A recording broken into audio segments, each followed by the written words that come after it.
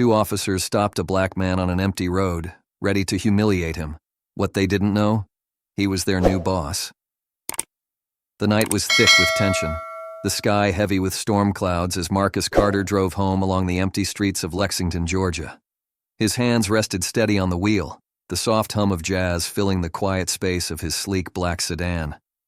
It had been a long but productive day, and all he wanted was to get home, kick off his shoes, and breathe. But fate had other plans. A sudden wail of sirens shattered the stillness. Red and blue lights flared in his rearview mirror, flashing like a silent warning. His pulse spiked. Not again. He wasn't speeding. He hadn't run a light. He'd done everything right. And yet, here he was. Marcus pulled over, exhaling slowly as he reached for his wallet. The patrol car screeched to a halt behind him, and two officers emerged. The taller one, Officer Hendricks, stalked toward his window, jaw tight, eyes already filled with judgment. His partner, Officer Grayson, lingered behind, fingers twitching near his holster. "License and registration," Hendricks demanded, his tone sharp, eyes scanning Marcus like he was a suspect in a crime yet to be named. Marcus complied, keeping his movements slow, deliberate. He'd been through this before. "Where are you coming from? Why so late?" Hendricks pressed, voice dripping with suspicion. Marcus held his ground, answering evenly, but he knew. This wasn't about a traffic violation. This was about something deeper, and it was only the beginning. "Before we dive in, let's see where you stand. If you think these officers went too far, comment justice below. If you believe Marcus Carter handled this like a true leader, hit the like button. And if you want more stories like this, don't just watch. Subscribe and turn on notifications. This isn't just a story, it's a conversation we need to have. Stay tuned, because what happens next will shock you. Two officers stopped a black man on an empty road, ready to humiliate him. What they didn't know? He was their new boss. The night was thick with tension, the sky heavy with storm clouds as Marcus Carter drove home along the empty streets of Lexington, Georgia. His hands rested steady on the wheel, the soft hum of jazz filling the quiet space of his sleek black sedan. It had been a long but productive day, and all he wanted was to get home, kick off his shoes, and breathe. But fate had other plans. A sudden wail of sirens shattered the stillness. Red and blue lights flared in his rearview mirror, flashing like a silent warning. His pulse spiked. Not again. He wasn't speeding. He hadn't run a light. He'd done everything right, and yet here he was. Marcus pulled over, exhaling slowly as he reached for his wallet. The patrol car screeched to a halt behind him, and two officers emerged. The taller one, Officer Hendricks, stalked toward his window, jaw tight, eyes already filled with judgment. His partner, Officer Grayson, lingered behind, fingers twitching near his holster. "License and registration," Hendricks demanded, his tone sharp, eyes scanning Marcus like he was a suspect in a crime yet to be named. Marcus complied, keeping his movements slow, deliberate. He'd been through this before. "Where are you coming from? Why so late?" Hendricks pressed, voice dripping with suspicion. Marcus held his ground, answering evenly. But he knew. This wasn't about a traffic violation. This was about something deeper, and it was only the beginning. "Before we dive in, let's see where you stand. If you think these officers went too far, comment justice below. If you believe Marcus Carter handled this like a true leader, hit the like button. And if you want more stories like this, don't just watch, subscribe, and turn on notifications. This isn't just a story, it's a conversation we need to have. Stay tuned, because what happens next will shock you.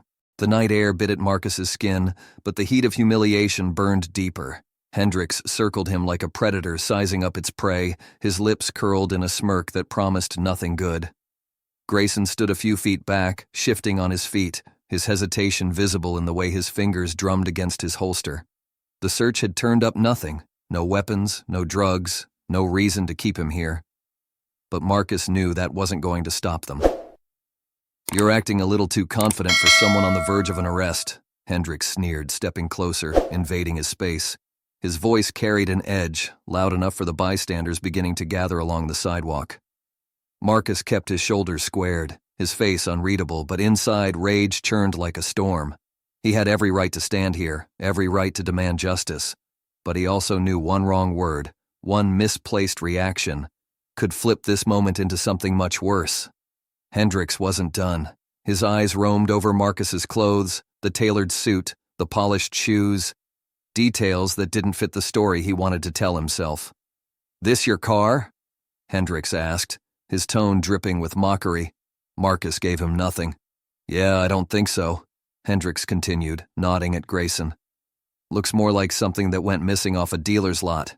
What do you think?" Grayson hesitated, the weight of the situation creeping in. For a split second, his eyes met Marcus's, and there was something there.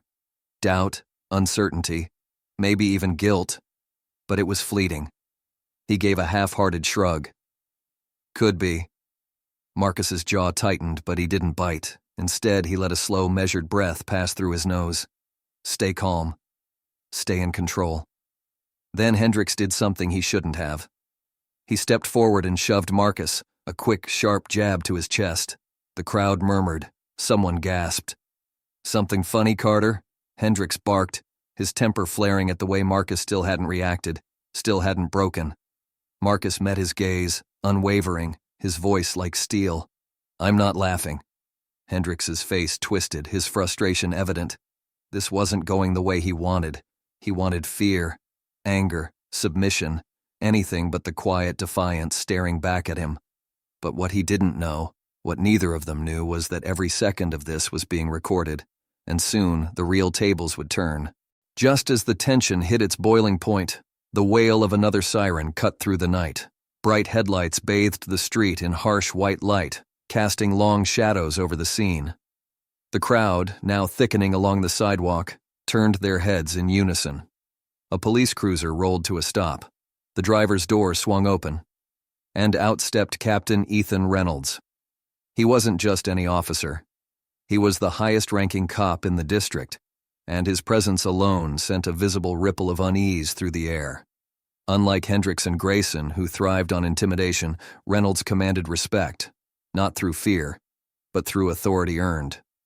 Hendricks, still standing chest to chest with Marcus, barely flinched. He forced a smirk, though a bead of sweat trailed down his temple. Well, he muttered. "Looks like we've got ourselves a special guest." Reynolds ignored him. His sharp eyes locked onto Marcus first, scanning him for any sign of distress. But Marcus didn't move, didn't need to move. He had held his ground long enough. Then Reynolds turned his full attention to the two officers. "What's going on here?" His voice was even, but there was an edge, the kind of quiet fury that made even seasoned officers stand up straighter. Hendricks hesitated. Grayson, who had been shifting nervously since the moment Reynolds arrived, took a step back, suddenly finding his shoes very interesting. "We were just conducting a routine stop," Hendricks finally said, forcing his usual cocky bravado. "You know, keeping the streets safe." Reynolds' stare hardened. "On what grounds?" Hendricks faltered.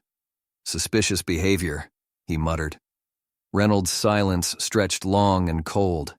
His gaze swept over Marcus, then back to the officers, piecing together the story before anyone even spoke another word. He had seen this before, too many times before, and he wasn't about to let it slide. Then, without breaking eye contact, Reynolds dropped the bombshell. "You might want to rethink your next words," he said smoothly.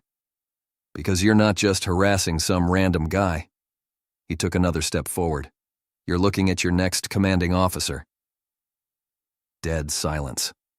Hendricks's smirk collapsed. Grayson's face drained of color. The shift in power was instant, like the floor had just dropped out from under them. And for the first time that night, Marcus Carter let the smallest smile slip through. Because the game had just changed. The moment Captain Ethan Reynolds uttered those words, the street seemed to freeze. Hendricks blinked, his smirk long gone, replaced by something close to panic. Grayson, looking like a man who just realized he was standing on thin ice, stiffened. The gathered crowd murmured in shock. Whispers of, "Did he just say next commanding officer?" rippled through the bystanders. The power dynamic had shifted so fast it left Hendricks and Grayson flailing. Reynolds took a step closer, his presence looming. "You two want to explain to me?" he said, voice cold. Why you're harassing a man who, in a few weeks, will be running this department? Hendricks swallowed hard. He opened his mouth, but no words came out. The arrogance that had been radiating off him just minutes ago had evaporated, leaving behind a man who suddenly realized he'd lost everything. Grayson, desperate to salvage the situation, cleared his throat. Captain, we were just following protocol? Reynolds cut him off, his tone razor-sharp. Neither officer answered. Because from where I'm standing, Reynolds continued, what I see is two cops overstepping their authority, humiliating a man they had no right to detain and abusing their badges for their own damn ego trips. His voice was measured, but the underlying fury was undeniable. Hendricks looked around, searching for an escape. But there was none. The bystanders were watching, some with their phones raised, recording every second. The weight of public scrutiny pressed in on him, and for the first time, he knew he was done. Reynolds turned to Marcus. Do you have footage? Marcus's eyes remained steady. Every second. Reynolds nodded once, then snapped his fingers at the nearest officer, a younger patrolman who had just arrived. Retrieve the dash cam footage from their cruiser. I want everything documented. The young officer nodded and rushed toward Hendricks's patrol car, unlocking the data recorder. That was it. The final blow. Hendricks sagged, all fight draining out of him. He knew what was coming next. Reynolds looked back at them, his expression stone cold. Hand over your badges. You're fired. The words landed like a final verdict. Hendricks and Grayson stood frozen, the full weight of their actions crashing down on them.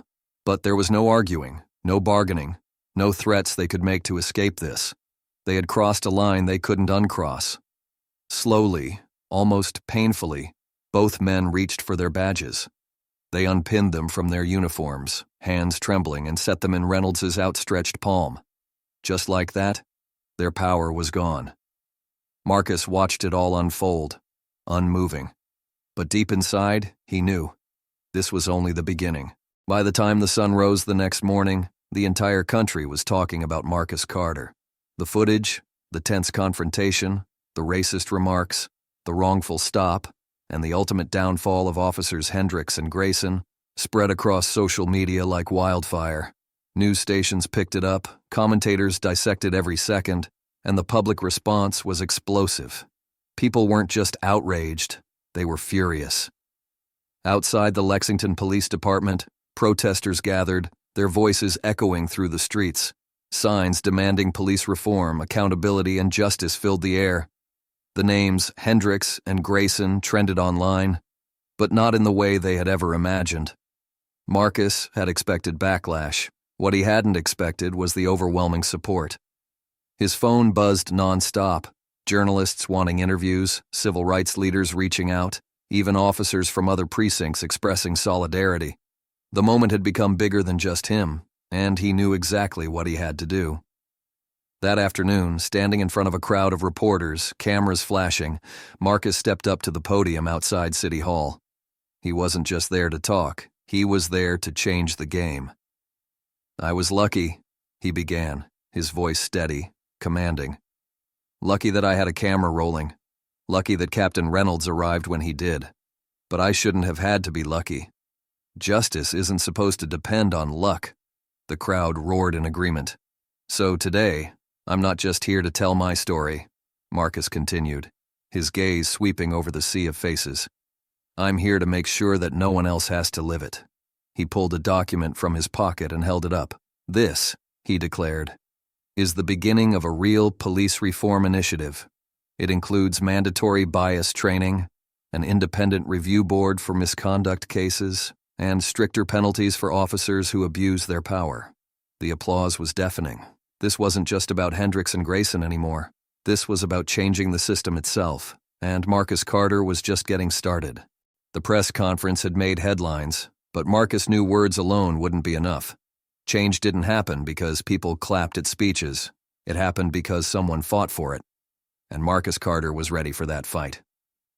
The morning after his announcement, he walked into the Lexington Police Department, not as a victim, not as a headline, but as their new commanding officer. Silence fell as he stepped through the doors.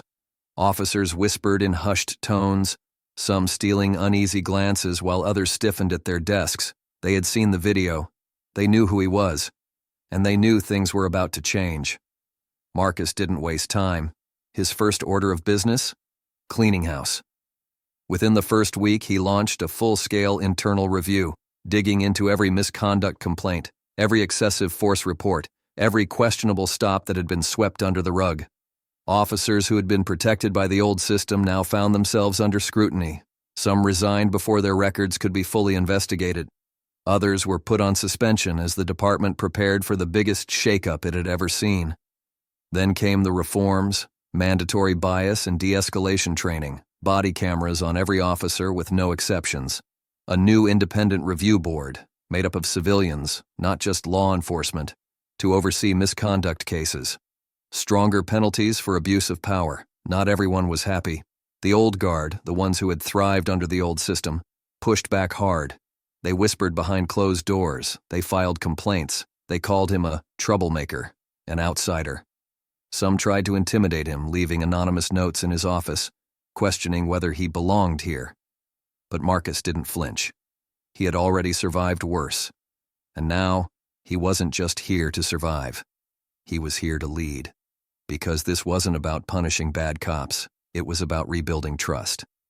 And for the first time in years, people in Lexington finally believed that justice might not just be an idea.